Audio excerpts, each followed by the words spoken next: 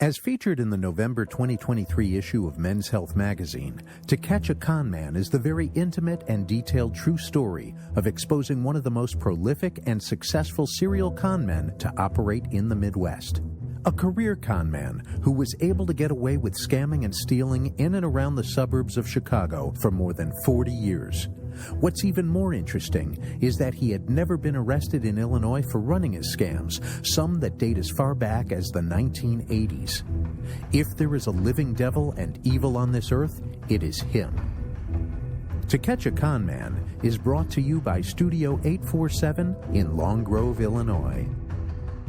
Could $100,000 sustain my life? It couldn't even come close. So listen to me.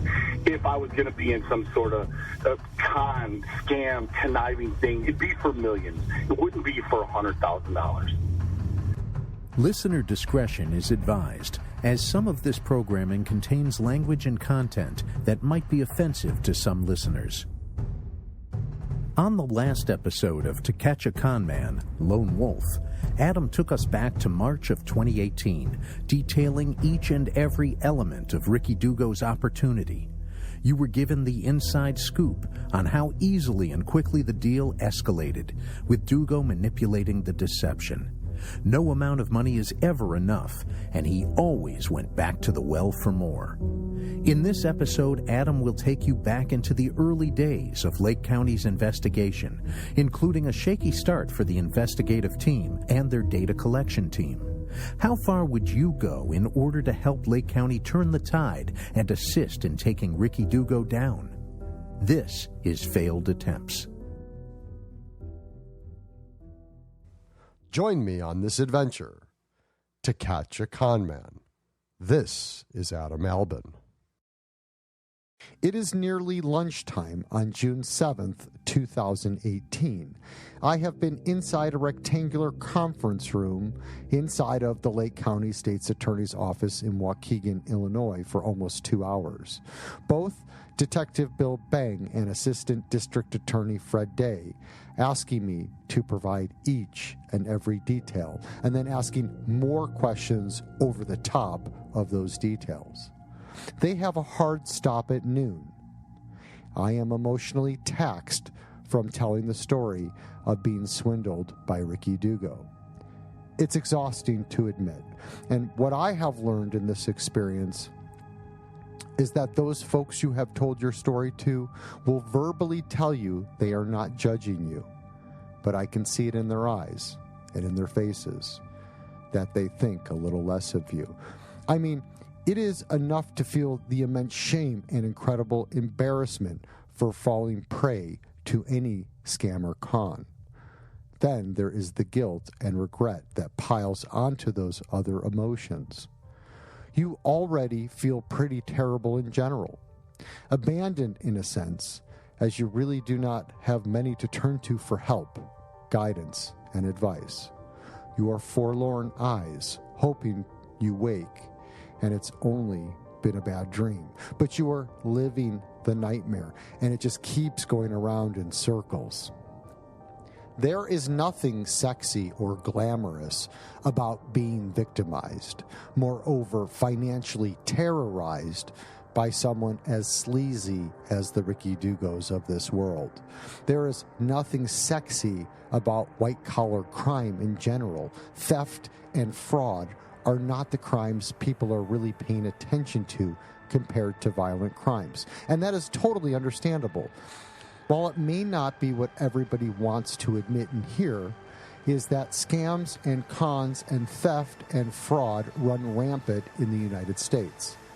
In fact, an older study that is posted on the U.S. Department of Justice called How Much Does White-Collar Crime Cost? Notes annual losses from the preceding white-collar crimes are estimated at $426 billion to $1.7 trillion a year.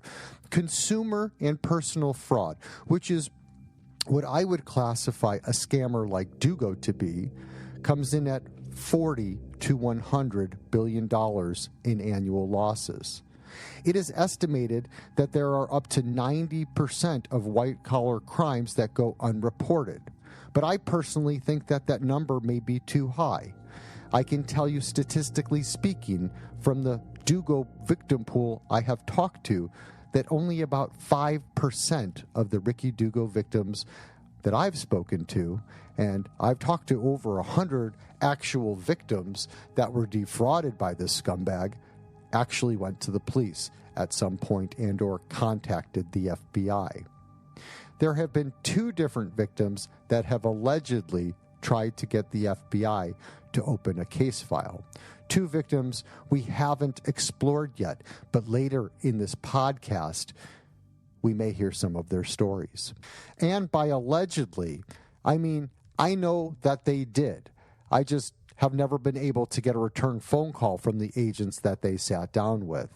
From what I have been told by both victims and Lake County's investigative team, is that every previous attempt to get the FBI's attention fell on deaf ears. The supposed response was that Ricky Dugo simply wasn't a big enough fish.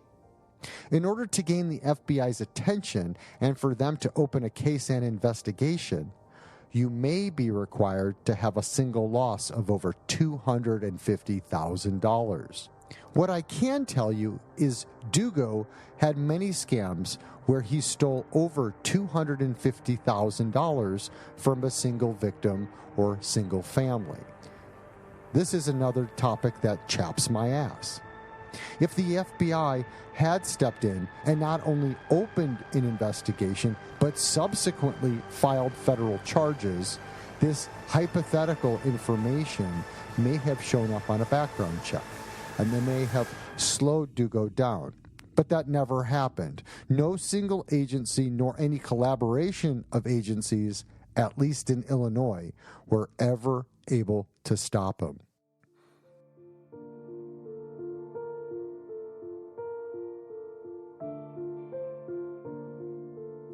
It is noon now. It has taken me almost 2 hours to go over the finer details and to explain the complex web of information I was attempting to weave. They remind me that they have other obligations, and before we part ways, they do commit to looking into Ricky Dugo. But they say so with a disclaimer of sorts, not to get too excited, nor to get my hopes up. On Friday, June 8th, in the late morning, I get a call from Detective Bill. He was looking at some information that had come into the state's attorney's office that was linked to the Greg's Landing eviction paperwork. He wanted to know if I had a couple hours free and if I was willing to go back to the Lake County State's Attorney's office today. He could find the time if I could carve it out. I was kind of gliding through the day at work and have a window of time I could cruise out to Waukegan and meet Detective Bill. On this occasion, after I signed the registry, the receptionist called Bill, and I sat for a few minutes in a vestibule-like waiting room before Bill came down to get me. On the walls were various awards and framed news articles about the Lake County State's Attorney's Office and their special investigators. I remember seeing the name Michael Nierheim as the Lake County's chief prosecutor for the Northern District. Michael was the top brass of this office, a seat that he earned by winning the election in both 2012 and then 2016. By the plaques on the walls, I made the determination that this office and administration meant business.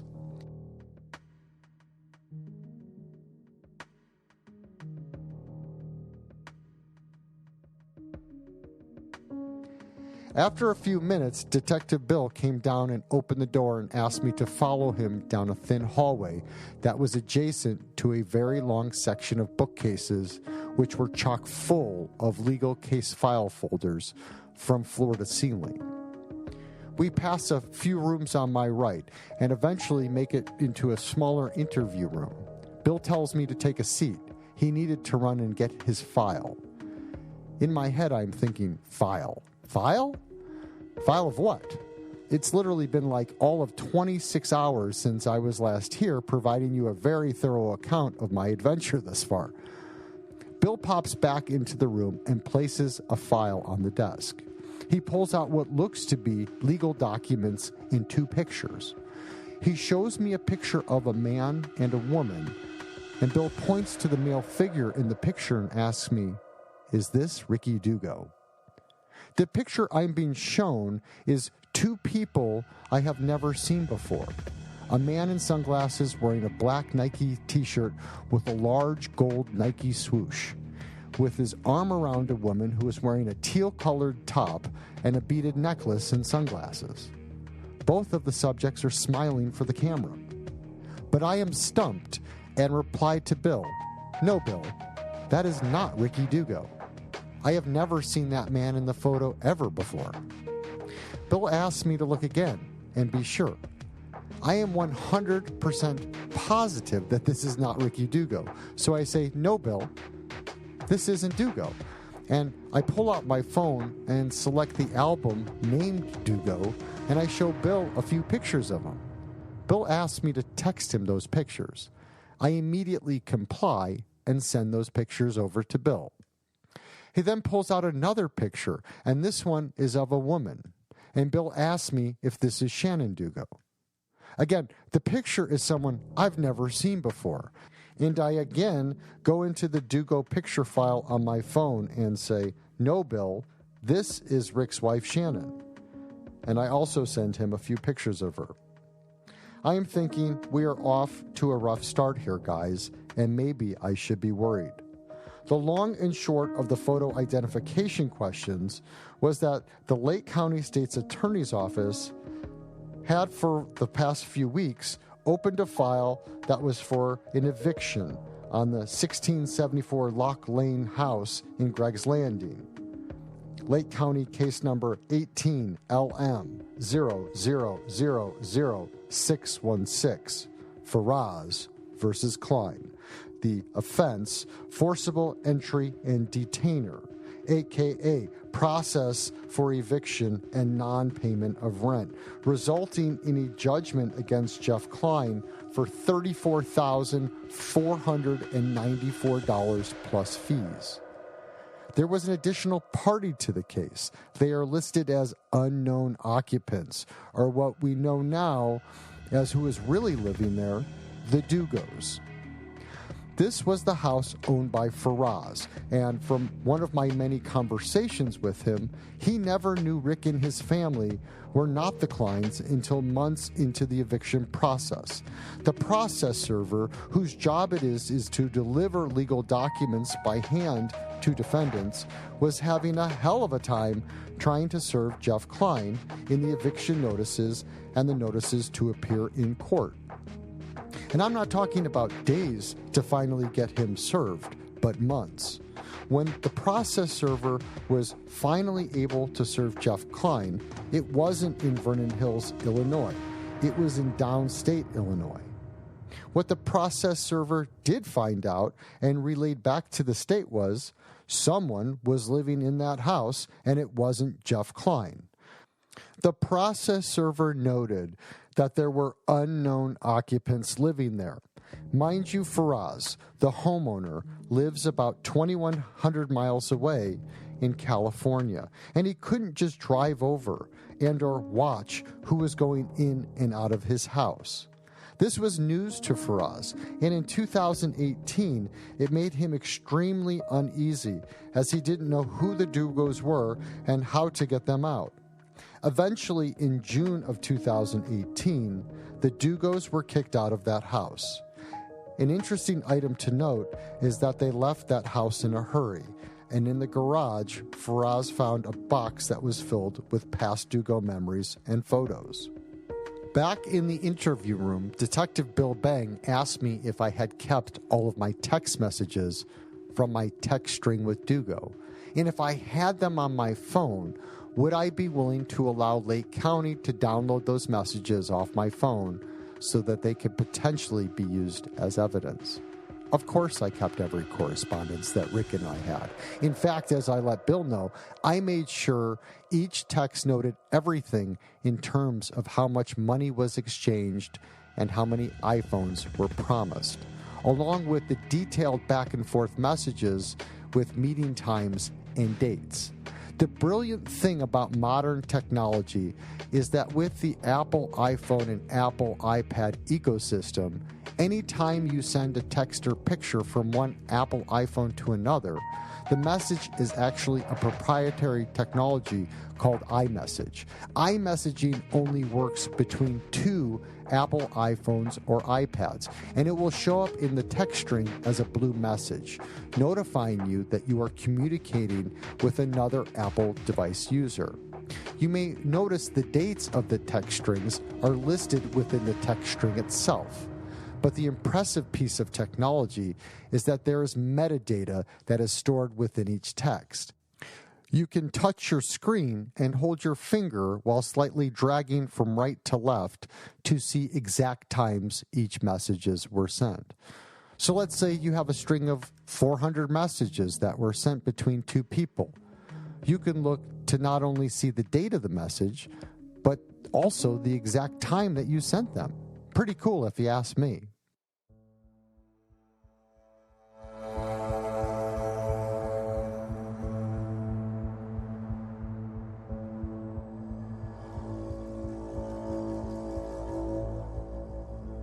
Now, the process of downloading your phone by the Lake County Forensic Technology Investigative Team was not as simple. Bill presented me with an official document that I had to sign that stated I was giving Lake County my iPhone, and I granted their permission to do so.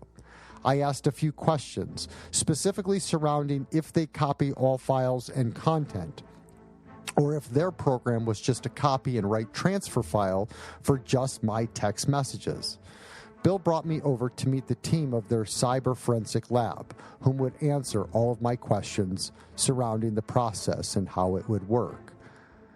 They even take the phone and log the phone into a bag with an evidence tag, which I thought was pretty cool as it seemed like it was part of a TV show or movie. They confirmed that they would be downloading only the text string between Ricky Dugo and I, and that a handheld device would attach to my iPhone and they would input in a specific set of data, which was both of our cellular phone numbers. The device would then find those messages and then download them onto a central server to be used in the future, and it should be a relatively easy process. But that wasn't the case, as my phone had my company's MDM loaded on it. MDM is security management software that locks down a mobile device so that information cannot be removed or compromised if the device was stolen or hacked into. So I had to uninstall and remove the MDM from my iPhone, and then I gave the phone to the team. They mentioned it takes about 15 minutes, depending on how many messages. After an hour, the recording device timed out and the transfer had failed.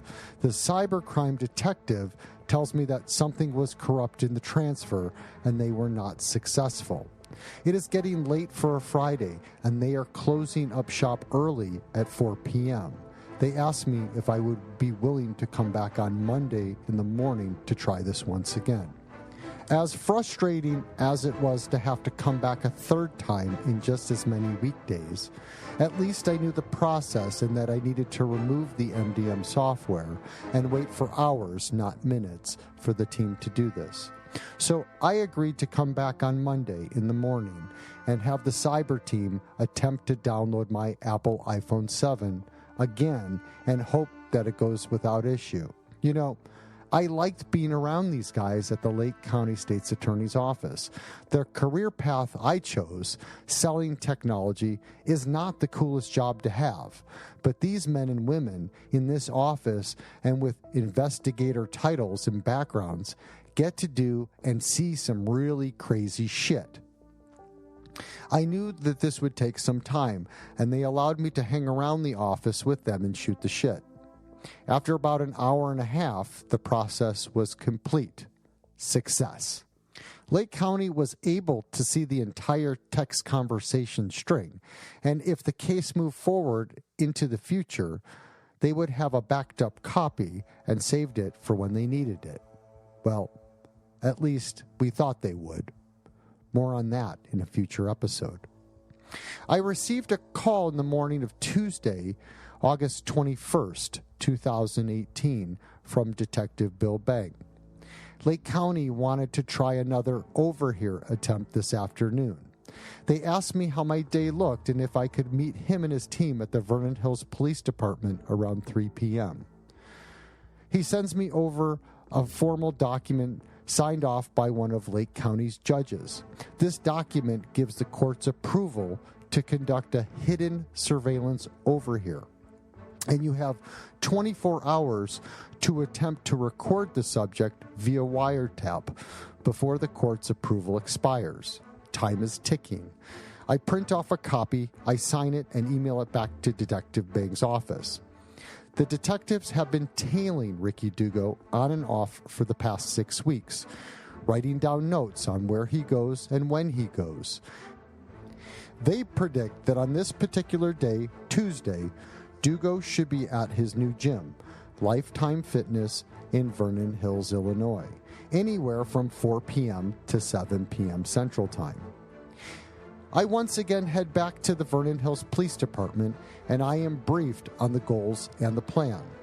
I am taken to a room where one of the Lake County sheriffs starts the process of attaching a tiny wire underneath my shirt. I am purposely dressed in a black collared polo and blue jeans. It is a beautiful sunny 76-degree day. The dark black polo shirt should hide the microphone that's taped to my collarbone. The thin braided wire would then be taped down my chest and eventually weave to my backside, where a tiny silver metal box will be mounted to the small of my back. They have me walk around the halls to make sure the microphone and recording device are hidden and undetectable. The way the device works is there's a tiny toggle switch that, once activated, starts the recording process. The battery life of the audio recording box is 4 hours. So once activated, I am on the clock, and we have limited time as the clock starts while we were at the Vernon Hills Police Department. Lifetime Fitness is 8 minutes away, and once I get to Lifetime Fitness, I need to drive around the parking lot and try to find one of Dugo's parked cars to validate he is actually there. There is a team of 14 Lake County sheriffs, Vernon Hills cops, Lake County state's attorneys, and detectives, all disguised in plain street clothes and driving their own personal vehicles. They will be present in the parking lot doing surveillance and taking pictures using large zoom lenses mounted to digital cameras. Unlike what you see on TV and in the movies, this particular audio recording device does not allow law enforcement to listen to the conversation in real time. Once the device is activated at the police station, it is on and recording. I will have to trust that whatever is about to happen in this parking lot will be recorded. The detectives give me a last set of instructions. I have to be careful in how I word the conversation. I can't negotiate asking for my money back in return for not going to the police. There cannot be any reference to anything that is considered quid pro quo. Nothing tit for tat. I reckon that will be something that is hard to stay away from, but I will avoid trying to arrange my words as such. There are so many variables at play with this operation. I had no verification at the time that Dugo was actually present at the gym during this specific time. We had tried and failed the same court-approved overhear objective a week or so prior, but Dugo had instead left his house with a trailer full of Honda dirt bikes. A detective followed behind him for 30 miles, and that detective eventually called me about 45 minutes into the attempt. We were forced to abort this attempt after Dugo hit the highway heading way south towards Indiana with the motorbikes in tow. That day, I sat in my car waiting in a goddamn parking lot, sweating my balls off, and had nothing to show for it. I was frustrated, as this was now the fourth time in 2 weeks we had a court approved over here and missed the Dugo conversation. In the weeks before, I had agreed to go to the Lake County Illinois investigator's office, where we attempted to record a phone conversation. We met on several days at that same office, trying to get Rick Dugo to pick up a call from my cell phone to his cell phone. Each day that we attempted to record the conversation required new court-approved paperwork. Each day I had to leave my work behind and drive to Waukegan. It was a process with so many boxes that had to be checked in the legal process. I was losing hope. Dugo was a guy that always answered his phone when victims called. Dugo was always a guy that responded to text messages from a victim with his lies and bullshit. Now it seemed to me like he was burrowing underground, or at least keeping a very low profile. And from what I was hearing, he had started modifying his daily routine, staying home more often, trying his best to figure out who was responsible for exposing him and outing him to the public. Personally, I think he was starting to get stressed out as the pressure was mounting and it was becoming harder for him to go anywhere locally without being embarrassed, as the rumors had spread fast, far, and wide. One of the few takeaways for me was that if Lake County wanted to attempt an in-person wire recording mission in the future, well, at least I knew now what that process entailed. What most people never think about in regards to clandestine operations is how much planning, time, and effort is spent not only on the front side of the mission, but also on the back-end debrief. It was amazing to me that the court allowed such a short window, and how something as simple as a fart in the wind could derail the attempt during that tiny window. Wearing a wire, not only once, but twice, was unquestionably one of the most surreal moments of my life. I do not know anyone, not a single person, that has ever worn a wire. Maybe I can use that fact the next time I play Two Lies and a Truth. We see it all the time on true crime TV and crime-based movies. Informants and unsavory types that are facing convictions are always looking to trade for their immunity. But I wasn't trading anything. Additionally, I wasn't in any trouble with the law because of my deal with Rick. There was zero pressure for me to do this. It was merely an ask if I was willing to wear a wire. In order for me to continue towards the objective of obtaining an arrest and subsequent conviction, I knew that this was in line with my goals and something I didn't have to do. More so, I wanted to do. If I could get in front of Rick and confront him and ask him for my money back, and if he actually admitted he had my money, I knew how impactful that could be to this case. My head was full of doubt. What if the recording device failed and or wasn't operational? What if Dugo was at Lifetime Fitness, but I couldn't get from my parking spot to where he was parked at in time? Surely it would look suspect if I was loitering next to his car. What happens if the adhesive on the tape fails and the microphone becomes exposed? What if Rick sees me and just ignores me and gets into his car and leaves? One of the last things that one of the sheriffs said to me before we left Vernon Hills was, "You may have to take one for the team." He snickered. If he gets aggressive or violent, let him be the first to throw a punch. If we think you are in trouble, we will intervene and take action. Now, I'm not a small guy. I'm 5'10", 175 pounds, strong and built for my frame. But Ricky Dugo, when juiced up and on his steroid cycle, was a towering 6'2", and easily 270 pounds or so. He was a big dude, and being juiced up, you just never knew what was going to go down that day in the Lifetime parking lot. Thinking about it now, I was prepared for a fight, or at least to be pushed around. I knew that whatever happened after that, it was going to be a free-for-all, and if me showing up and confronting Rick blew one of his many short fuses, all of the work I had put in with the Lake County State's Attorney's Office would have been in jeopardy. Let's say a fight breaks out and 14 cops come to my rescue. He will immediately know that I was the guy that was turning his life upside down. Whomever was trying to expose and take him down was still a ghost and had remained anonymous.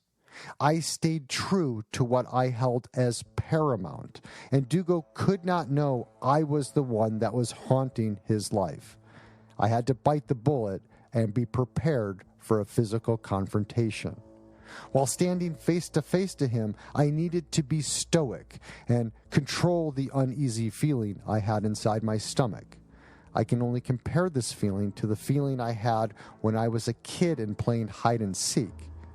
When you are the one that is hiding and you have that shaky feeling inside your body and you are trying to breathe normally, your heart racing and you're nervous and you have to pee all of the sudden. That is what wearing a wire feels like. The fight or flight response was kicking in. I could only hope this too shall pass.